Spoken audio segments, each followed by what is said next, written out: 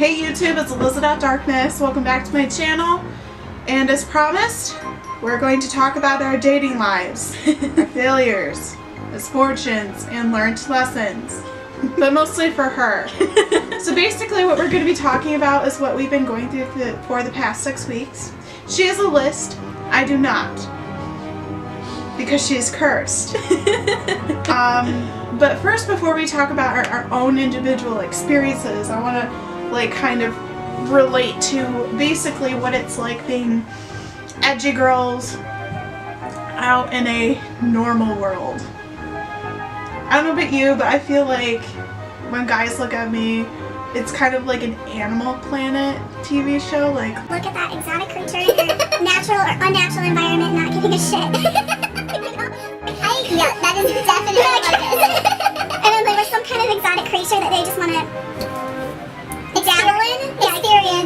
experiment with too. So at least with guys, it's like they're interested for 5 minutes, and then they go away, and then they come back when they're bored, and then they go away, and then they come back when they're bored. It's like this yo-yo thing. I'm currently going through this, and she had her fair share of that too in the past 6 weeks. But yeah, I just think it's like kind of interesting because like I think especially good boys tend to be attracted to bad girls, but as somebody who's older, I find that's related to the good boy, bad girl, or bad boy, good girl concept tends to be very immature. But still, guys tend to be good guys tend to be attracted, but it's like this untold desire. So like you can see the internal struggle, and it's kind of really weird because I'm like, I'm not interested anyways. and I've seen that with guys too. I'm like, okay. But what do you think? What's your point of view? My point of view is I think this more strange or just unnatural that you look, the higher chance of getting that good guy actually is. Because one of the things that guys have, I mean, almost every single time have told me that they find attractive is my blue hair. Yes. That is like a huge turn on. I noticed that. You get a lot more attention with your blue hair. I do. And it is mostly from guys. I do get some from girls, but it's mostly from guys, and it's like really interesting. I mean, it's like your peacock feathers. Like they just see it and they're like, that's beautiful. Yeah. I don't get that because I just keep my hair black, but we'll see when I put dreads in. Yeah. We'll see. You might have a different I'm not sure about that, but we'll see. We'll find out. Anything else? No, I mean, pretty much you touched everything, so. Yeah, being an edgy girl in the normal world. It's interesting. Should write a novel about it.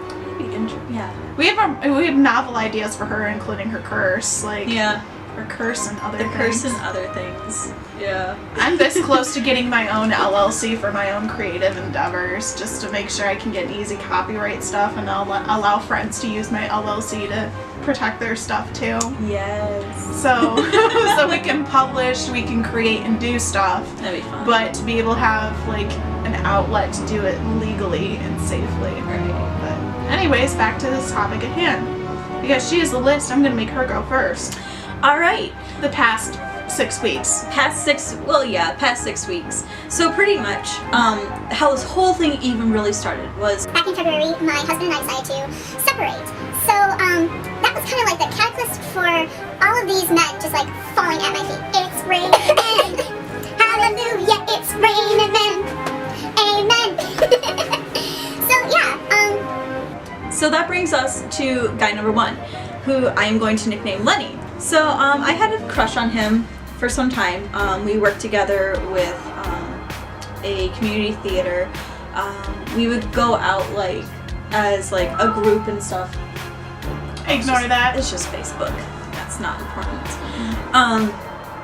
So one night there was a bunch of us. We were hanging out. Our group got smaller and smaller and smaller to the point where we were driving together. He was taking me back to my car, and he's like, "Hey, I got some ouzo at my house. Do you want to go try it?" I'm like, "Fuck yes, of course I do." So we went back to his place. We started watching Sweeney Todd, the 1980s Angela Lansbury version, one of my favorites. got very, very drunk, ended up, you know, fooling around. It was a lot of fun. But then at the end of it all, he was just like, you know, I'm not really looking for anything serious, you know, just not, you know, I like you, but I'm not looking for serious. I'm like, okay, that's cool. I'm fine with that. So that was guy number 1. Guy number 2, nicknamed Tiger. So, he was our assistant director for, you know, this musical that we were in, you know, same as Lenny. So, we had a cast party at one of the cast members' houses. We all were drinking, of course. It's just kind of what we do. It's a cast party. It's a cast party, and we all like to drink and have fun. He got very, very, very, very drunk. He had like a lot of Fireball. It was wasted, shit-faced. Oh my gosh, he was white girl wasted.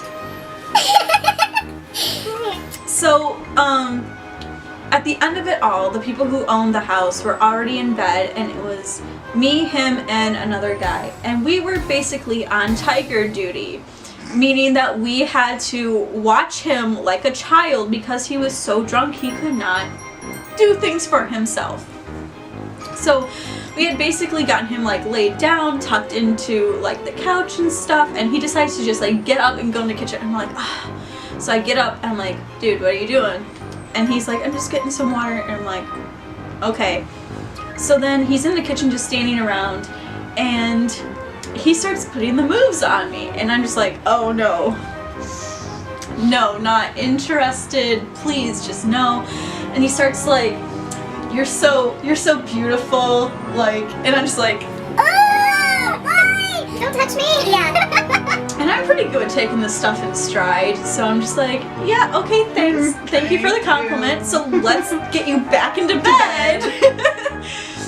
So instead, he decides he's going to swoop me up into his arms. Now granted, this guy is not much taller than I am. And like, she's tiny. I'm like 5 foot. She is tiny. He's like a couple inches shorter than me. So he like, you know, drunk strength, picks me up and tries to take me downstairs. I had to hold on.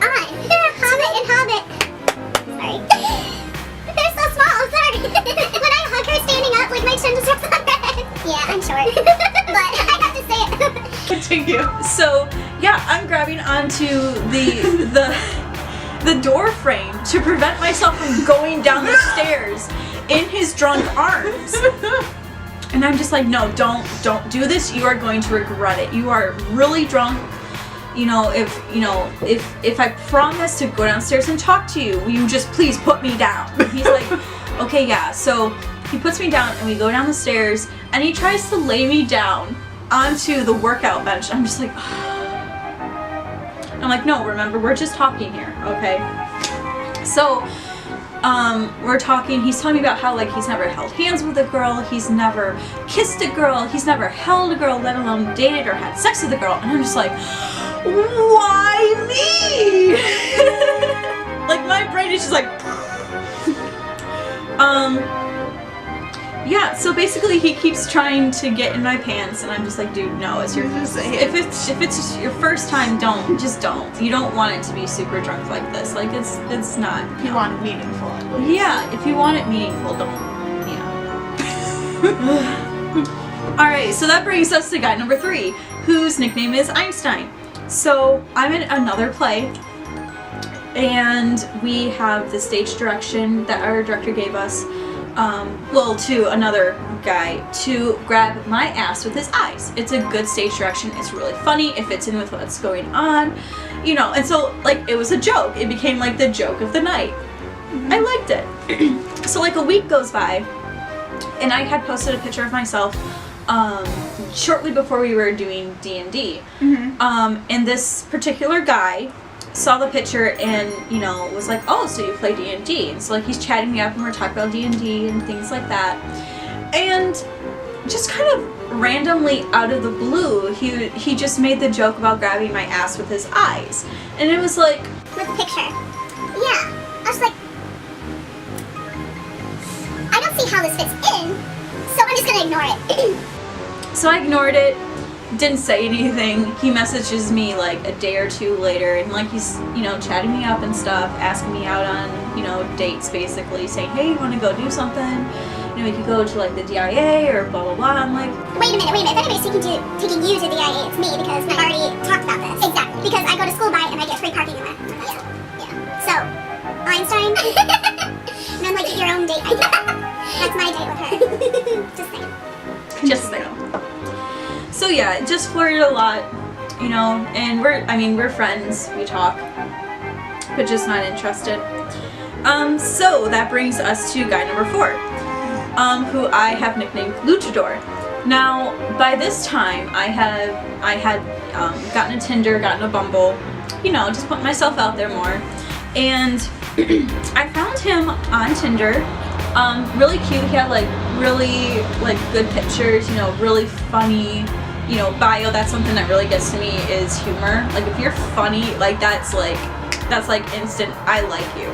Mm-hmm. So we were talking for a bit, and then all of a sudden, just like there was like a switch, and he flipped the switch of, so yeah, I'm a submissive, I'm looking for a dom, are you interested? And I'm just like, there was no segue into this, and it was not. Sometimes when it comes to that kind of stuff, there doesn't have to be. Which is true, which he said, you know, I just want to get that out in the open. I'm like, okay, I get it, that's cool. It just kind of took me by surprise. Yeah, when it comes to that kind of stuff, you don't sugarcoat it. You just put it out there because you don't want to mislead anything. Right, exactly. But still, you were kind of a little foo-foo bunny hit by Mack truck. I get it. Yeah, Mack truck. that is, woo! So, and I was like, you know, maybe, you know, but then he told me that like he was in the middle of like this break with his girlfriend, you know, and he wasn't looking for anything super serious, and I was just like, well, I just kind of like let it, you know, end. Yeah, fizzle. Out. Yeah. So then that brings us to guy number 5.